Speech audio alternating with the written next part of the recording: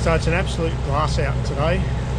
So we've got to use the engine and we'll take care with the amount of fuel we're using. We're just running at a low cruising revs, a couple of thousand revs. So she'll only use 2 to 3 litres an hour while we motor up to Orpheus Island. Michael just picked up a spotty mackerel, which is nice. That's always a nice white fish to eat. And we filleted him up, chucked him in the freezer, so there's not a couple of days worth of fish there for us to eat, so excellent. We've had a lot of luck with fishing coming up the coast, which is usually the case actually. The Queensland coast, there's a lot of fish to catch. All you got to do is really have a lure out and be moving, and sooner or later you're going to catch some fish. So if you can hear that sound, we just had a big hit on our rod, so I don't know what we got. I'm going to let him wear out a little bit. We slowed the boat down a little bit. Let's see what we got. Now we've either side hooked something, medium size, or I've got a seriously big fish on here. Whatever it is, I don't think it's marlin, because marlin would have jumped by now. My bet is it's either tuna or some huge Spanish mackerel. But this is a long time since I've had a fish this size on the line. He's absolutely dragging the line. He's heavy, really heavy. I can feel the tail wobble in it. It's that big. And he's not giving me any ground at all. I don't know if you can see that bend in the rod, but this is really heavy. It's not a baby fish by any stretch. I haven't managed to get any line so far off this fish. He's just sitting down there, and you can hear or feel his tail flopping every time he whacks like this.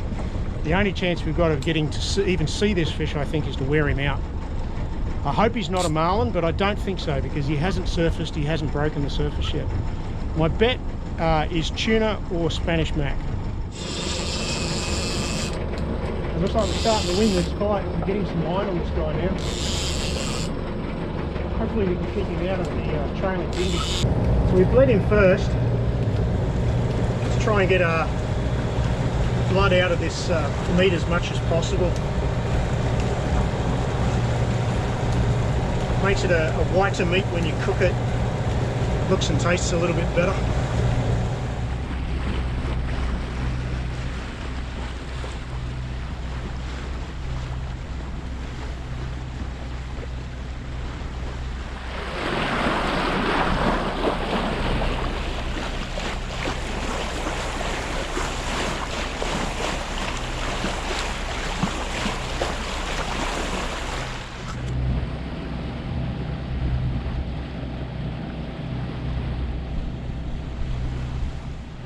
It's been a real quiet day motoring all the way north of Maggie Island.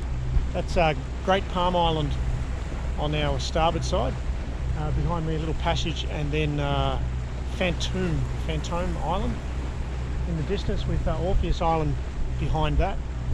And then way off in the distance, you probably can't see it on the GoPro, but you can see the mountains of Hinchinbrook Island towering into the distance. And we'll be there tomorrow, or passing by tomorrow anyway. Flat calm today, lots of whales, yellowfin tuna, little spotty mackerel. We've just been such an easy day doing nothing. It's just a shame that we had to run the engine all day. And tomorrow we've got a glass out like this as well, so probably the same for tomorrow, unfortunately. But tonight, Orpheus Island, I have a bit of a chill there, and that's always one of my favourite spots. There are a couple of moorings there, so if we're lucky we'll pick one up. If not, we'll just have to anchor and find a little spot. It suits me. Anchoring suits me anyway. I was just thinking how far it is, you know, when you go by boat going slow like this. I mean, it takes days and days and days to get from Early Beach to Cairns. So you could drive in 8 hours. Yeah, I think it's 5 hours from Townsville to Cairns. Yeah, something like that. But you don't have like kilometres and kilometres of roadworks. No. And you're stuck and you're like this. Man, can't you do 80, let alone 100? You know? Yeah. So it seems like a long way, but it's such an easy way to do it, isn't it? So here we are, just lazing around the boat, watching the miles tick off. Well, that's it. Easy.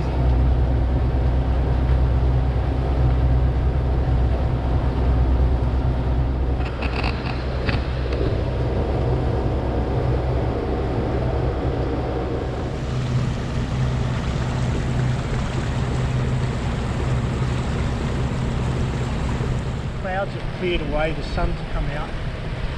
The wind has dropped out to nothing, it's just a glass out here. We've been watching tuna boil the surface, we've been watching whales, we've caught a yellowfin, we've caught a spotty mac. We can see the mountains of Hinchinbrook Island in the distance on that port side there. And it's just a stunning, stunning North Queensland day out here. And you know what? It's made me miss my wife a lot. I wish she was here to see this. She's joining us in Cairns for the rest of the trip, but she had to stay a couple of weeks longer, which is why she's not on this trip, this part of the voyage, the first couple of legs. But you know, it's moments like this that I really miss her, because I know how much she would love today out on the water. This has just got to be one of the most magic days at sea that I've had. It's just beautiful, just stunning.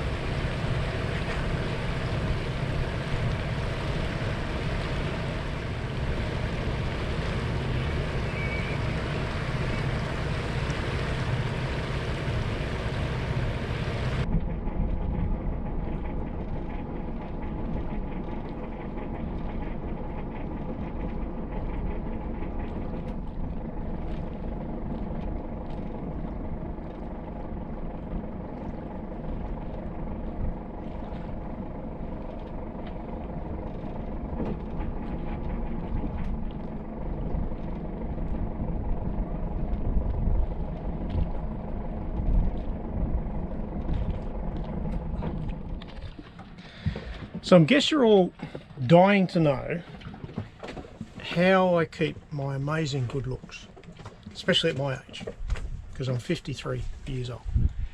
Well, on a boat's not easy, got to tell you.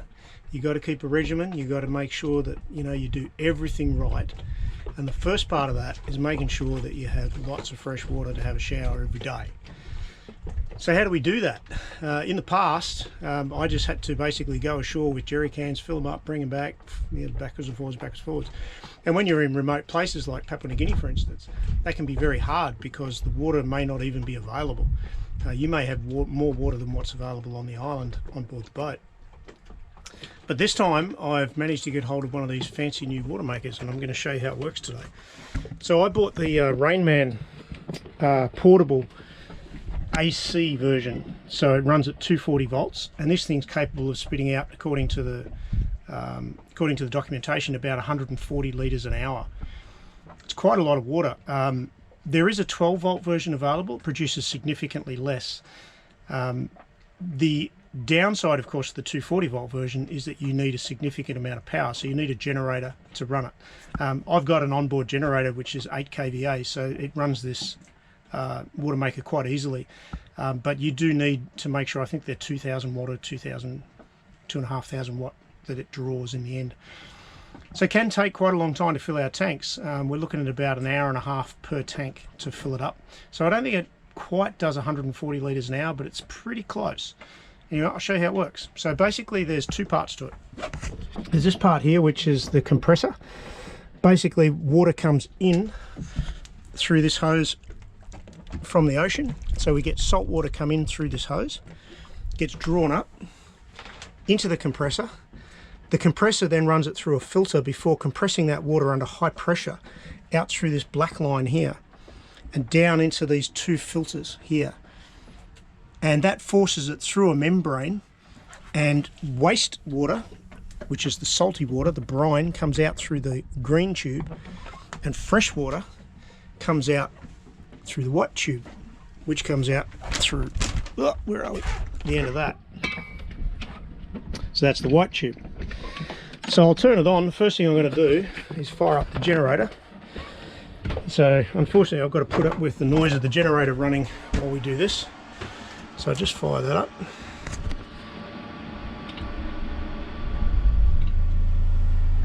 So now I've got the generator running.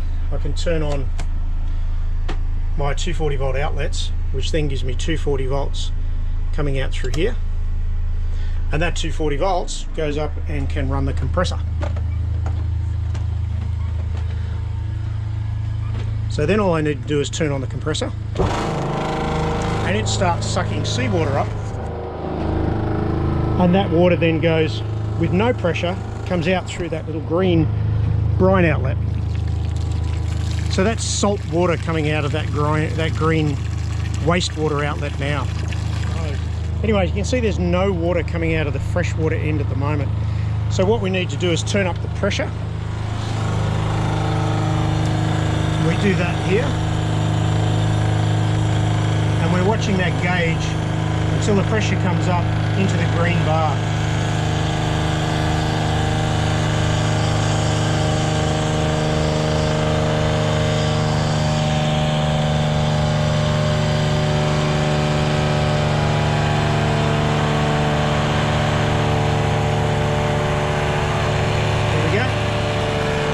Have a look at the end of our freshwater hose. Got no water coming out. Oh, here we go. So now we have fresh water coming out of our outlet hose. So we need to test it.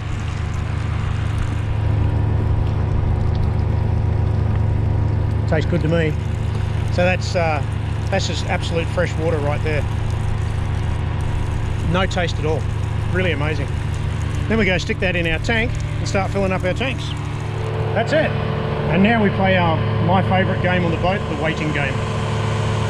It's going to do this for a couple of hours to fill up our tanks, but it's a small price to pay to have fresh water and good looks 24/7.